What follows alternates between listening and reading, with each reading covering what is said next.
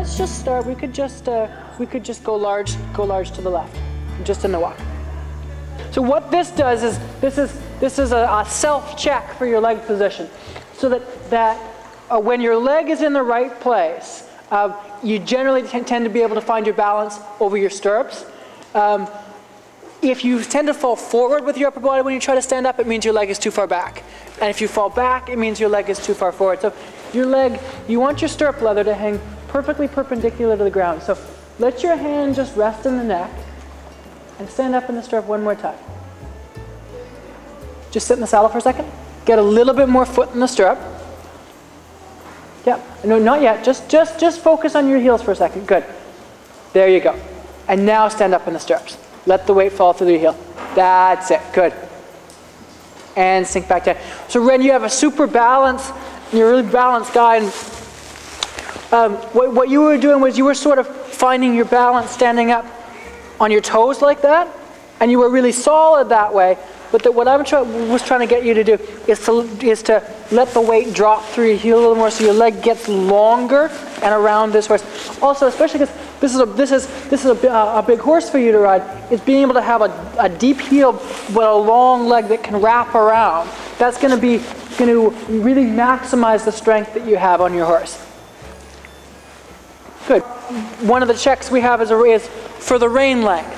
So that what we do there is, with our hands situated above and just in front of the withers, with our elbow just in front of our hip, that should create light contact with the horse's mouth just off of that position. If we've got a lot of contact with the horse's mouth when our hands are there, it means that our reins are too short. If there's no contact, it means that the reins are too long.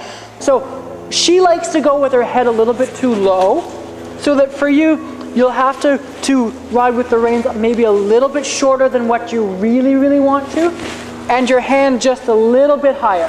That's right. Good. And let your weight drop down through your heel as you do that. Really good. So that's your position right there. Good. And then, just like you're doing, now let your elbow move with what you're doing. Good. While keeping the weight down through your heel. Excellent. Good. And transition forward to posting trot.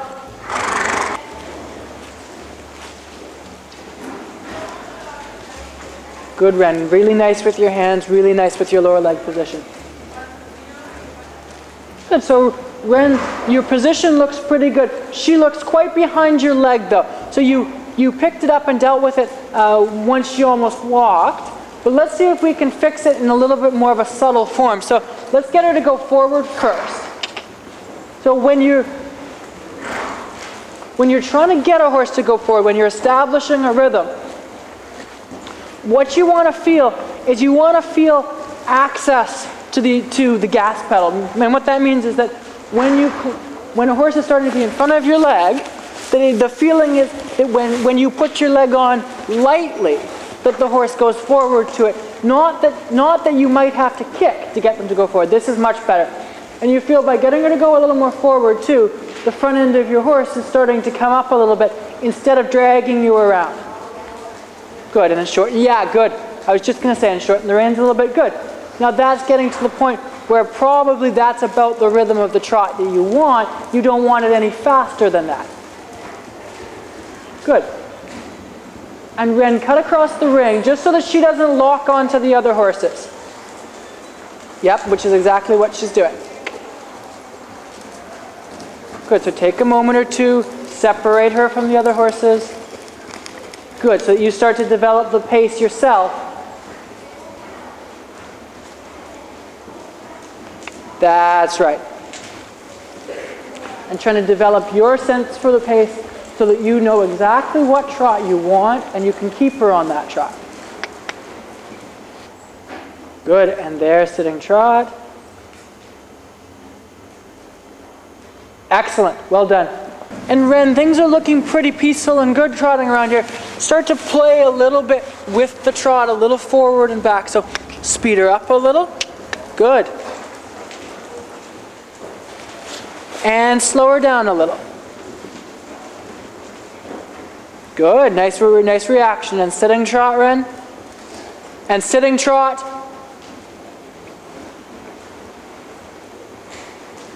Good. Very well done.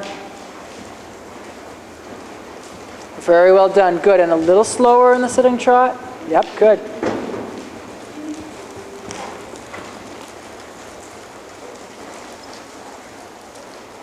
Good, and put her right back to what she was doing, Ren. So the best thing to do when a horse has a reaction like that is to get yourself organized and then put them right back to what you were doing.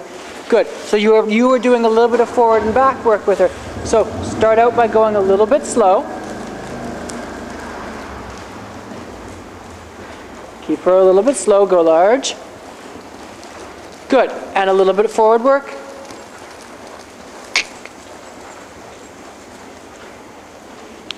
Excellent. Good. And a little bit bring the trot back and use your seat to help you with that. Sitting trot as you bring the trot a little shorter. Good. And the right leg going into the corner. Good. And posting trot, Ren, and go forward with her again. Good. So you talked about building a rapport and a bit of a relationship with your horse. Starting to play with forward and back and starting to be able to control the stride in and out. It's a very simple but very effective way to start to establish a bit of a rapport and a bit of a relationship with your horse. So when you ride her on your own, starting to be able to play around, and you can be a little bit inventive with that, it will make a big difference to the way your rides go. And it'll make a big difference to your relationship with her down the road. Ren, you can be our leader here. When you have her comfortably out on the rail, then go up into your 2-point for 5 or 6 steps.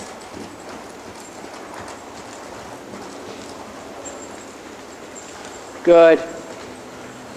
And for your, yeah, good. So good with your balance. You want to think that you have your hip move back a little bit in your 2-point so that your crotch stays over the center of the saddle instead of having your crotch go above the pommel or above the wither. So 2-point again, move your hip and your seat back as you create your 2-point. That's better. Seat towards the back of the saddle. That's your 2-point. Good. Let your hip angle close a little more, Ren, so your body gets a little closer to the neck. There. That's your perfect 2-point. Good. And the weight distributed down through your heel. Excellent. Good work. And now back to your posting trot. So the easiest place to ask for the canter is the start of a corner. So here, push her out with your left leg. Push her out. Now sit the trot. And canter. Good. Hard. Hard. And so she's got to listen to you when you do that. You have the setup right. Then you need to ask hard enough that she listens to you. Okay, bring her in here. I've got to get on her for a sec. Okay, leg on 3. 1, 2, 3. I've got to let your stirrups down. Yeah, I thought for a second I could get it. The first thing I've got to do if I need a canter transition is I need the front end of my horse to come up in front of me a little bit. And that if she gets her head down, it's going to be, it'll work like an anchor. It's just going to stop her from picking up the canter. And then I need a sitting trot. And then at the start of the current turn, inside leg at the girth, outside leg behind the girth.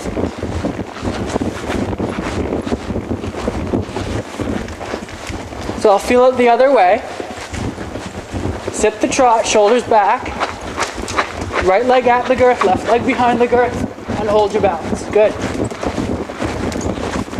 Has she ever gone in a bit before? Yeah. Yeah. Tomorrow you should bring her in a bit. Okay. This bridle, it's completely useless. Good, so when you're ready, ask for the canter, very much in the same way I did. Hand up, keep a feel, leg to hand, inside leg at the girth, outside leg behind the girth. Keep a feel. There you go, good man.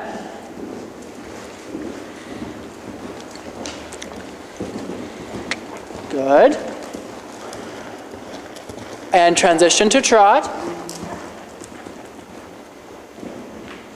Good. Out on the rail.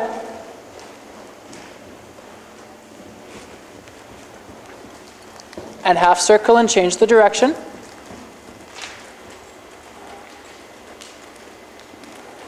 Good. And prepare to canter. Good. Sitting trot, shoulder back, inside leg at the girth, outside leg behind the girth. Very good.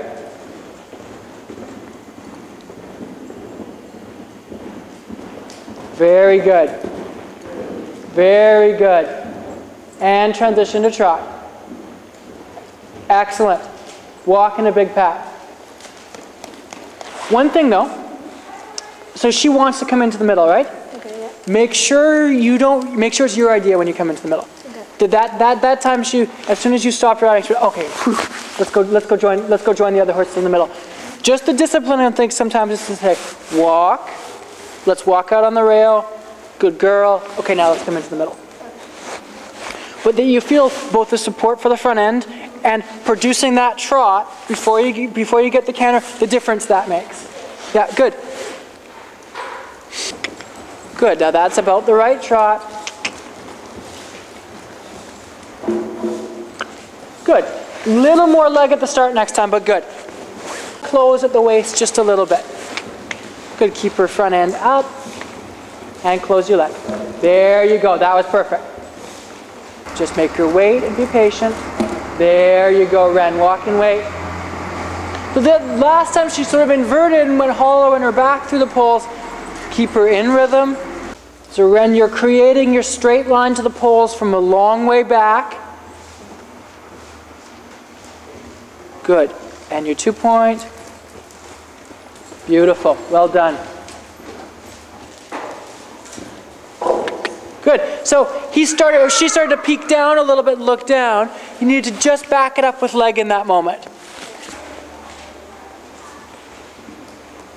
Good, canter away. Go through the gap. Excellent, Ren. So Ren, when you do this, you can probably wait a little bit longer before you produce your 2-point. And a little more leg off the ground and in the landing so that ideally she lands in canter.